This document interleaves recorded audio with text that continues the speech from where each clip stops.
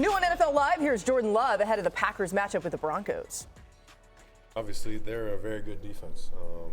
Probably one of the best defenses we've seen all year, and the numbers are, all kind of back that. But, I think, obviously the pass rush they have, the sacks they've been able to generate, and you look at the defense all across the board. I think they got really good players and a really good scheme. So it'll be a good test for us to be able to go out there and, see what we can do as offense.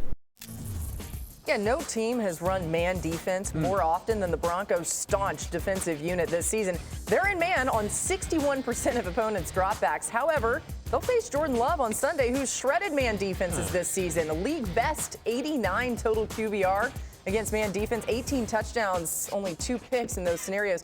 So, Hawk, a big part of Love's success has been developing that chemistry with Christian Watson. We've talked a lot about it on this show, which I love. What have you seen from him? I've seen a number one receiver. I mean, last week we talked about Christian Watson, and Dan asked if he was in that same category as Julio Jones and Andre Johnson. I looked at him like he was crazy, and I still feel that way. But well, he is crazy. When you watch him, though, you can see the development in Christian Watson's game. He's not just a down-the-field threat, and he's developed a trust with Jordan Love. Here you're going to have a spot route. You see him wrap the linebacker, find the space in the defense, but it allows Jordan Love to stay on time and dot him with the throw to move chains. Next, you're going to see versus cover 0, so you're going to have pressure. He has to cross space here with speed and get his head around because he's the only outlet for Jordan Love. Now, there's not pressure, but watch how he crosses space so quickly. Intermediate, contested catch, touchdown. Lastly, you're going to have a slant out of the slot here. He is going to attack leverage on this DB. He is going to win. When I want number one receivers, I want guys that can win down the field and win in short area quickness. And he creates 35 yards of rack. So now you have a 42-yard touchdown pass on a 6-yard throw. That's what Christian Watson has brought to the offense. And it's why you're seeing Jordan Love play with so much comfort and actually closer to the potential that we've seen him do in spots.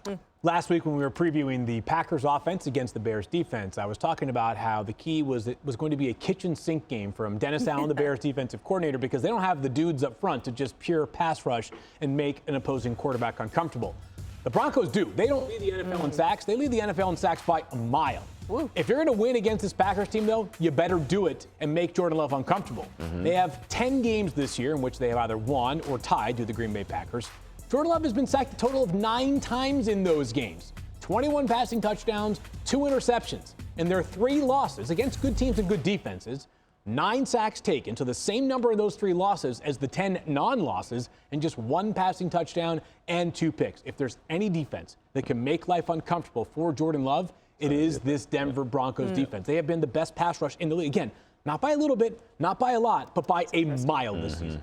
They have 55. They have 55. 55. It's more than 4 a game. You're talking about he's been sacked 3 times a game in their losses. Yeah. So kind of a bad combination there. I'd be curious to see how much of that QBR against man coverage was against teams that have 4 sacks a game. Right. I think that makes it difficult. I had a Broncos game earlier this year. Talked to some of their defensive players about pursuing the sack record. It's definitely something they're aware of and eager to get. Obviously, they say all the right things about, 1 game at a time, et cetera. But they really believe that the variety they offer with the number of different guys and the ways they can rush and the way their guys on the back end cover, especially now that Patrick Surtain is back, that sets them up to handle whatever is thrown at them. Vance Joseph, I think their defensive coordinator, I think is a guy whose name we're going to start hearing next month when it comes to head coaching candidates and interviews and stuff like that. So that Broncos defense has been on point all year, and it probably, I would say, probably the toughest that the Packers have seen so far. Yeah, you mentioned that sack record. They're on pace for 71 sacks this season, 1 shy of the NFL record set by 84 Bears. The 84 Bears. Thank you, Graz. I knew he would know. Wasn't 85? No, 84 Bears got him. 84 had more. Yeah. No kidding. Interesting enough, they were all Buddy great, Ryan. though.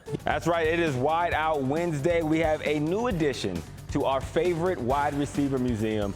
Here we got improve it, remove it, love it. 1 player, 3 plays, 1 to get better at, 1 to get out of our game, and 1 that is such a work of art, we hang it in the Louvre. That's right. We got Nico Collins making his debut on Wideout Wednesday. We're going to go with the first play, our improve it play. So here you're going to see a slant from Nico, and it's a catch.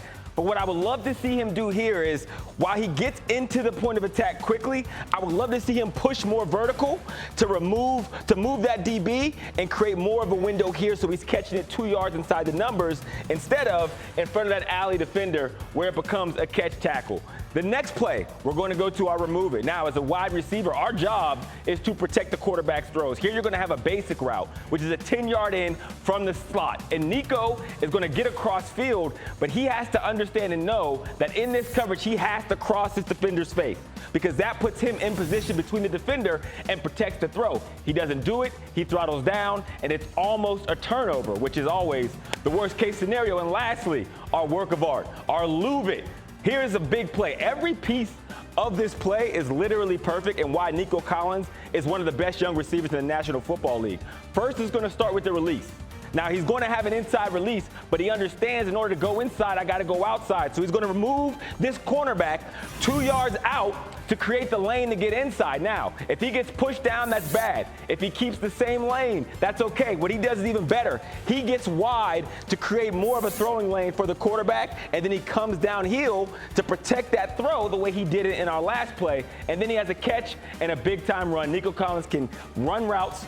He's big body, he has impeccable hands, and that's why he deserves to be everywhere that every receiver with any kind of skill belongs. You see the first one, Graz. Graz, you're new to this museum. I've watched the show. I've seen the Hawk Elisa. Both Nico and Graz are new to the Louvre.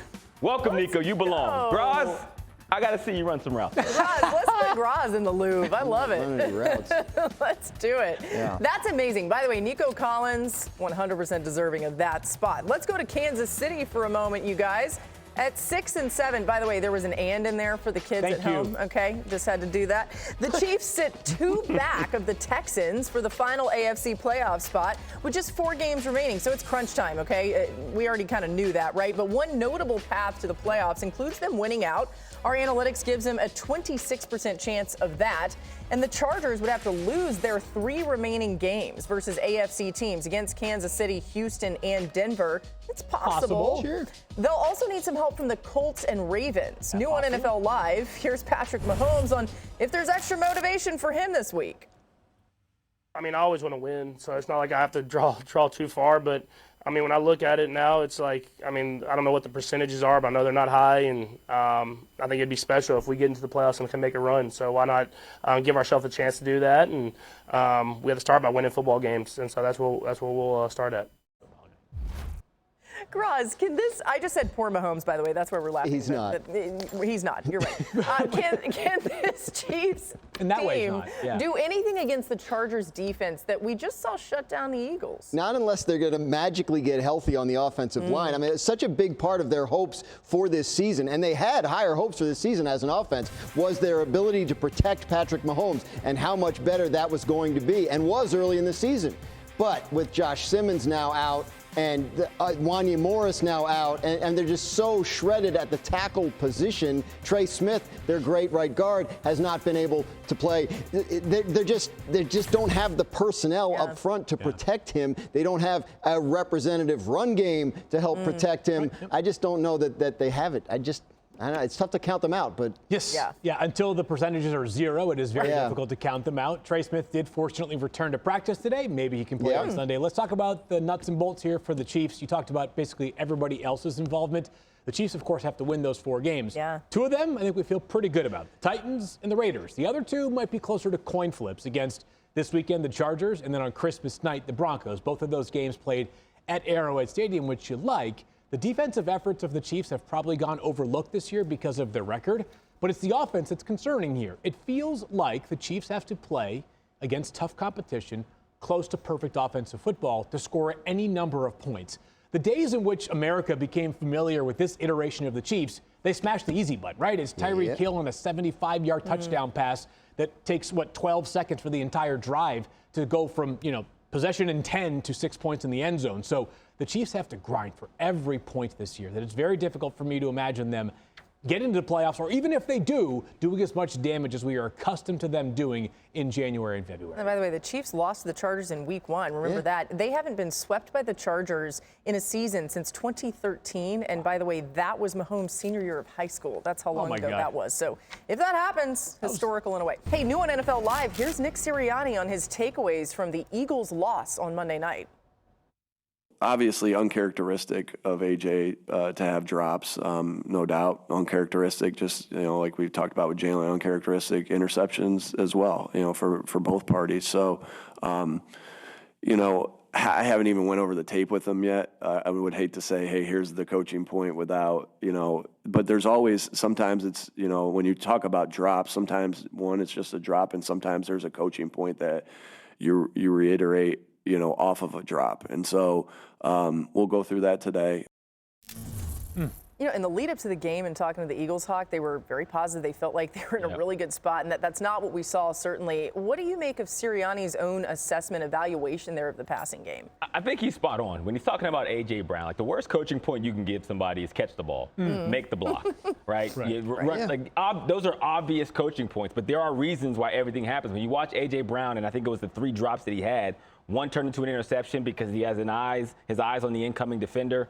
One is a great play by the DB. He locks his arm, so he's not able to secure it. And then one is just a straight up and down drop, which happened. Now, for A.J. Brown, for you to be the number one guy, for you to kind of give the attitude that you've given at times when you're not happy about your involvement in the offense, these are plays that you have to make in that moment because that's what we're depending on you for. So that's the conversation that I think Nick Sirianni is having with A.J. Brown, and hopefully they can move forward and he becomes the old version of him for the next game. Yeah, exactly. I mean, listen, we know this is a player capable of so much more than what he looked like on Monday night.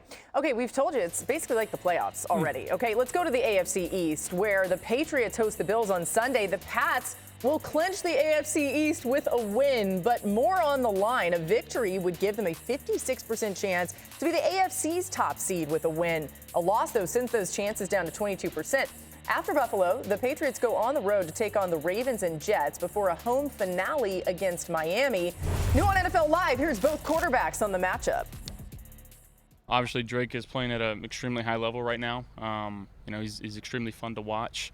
And he's obviously put their team in a really good position and helped get them to where they're at. So we, on the offensive side, can't focus on what their offense is doing, but we have to know that, again, each drive is very important, and points are at a premium, especially against this defense. They're doing a good job of keeping teams to, under 20-ish points throughout the entire season. You're playing against these guys that are the best quarterbacks in the league. You want to compete with them. You want to beat them, and you want to kind of match their level. But at the same time, you want to take things from them and realize appreciate what they're doing for the game, what they've done for their careers, and the players they are. And Josh is one of them. He's fun to watch, and he's one of the best, if not the best in the game right now. So he's playing at a really high level, and it's always fun to watch. And he's been good to me, and I appreciate what the relationships he's built with me.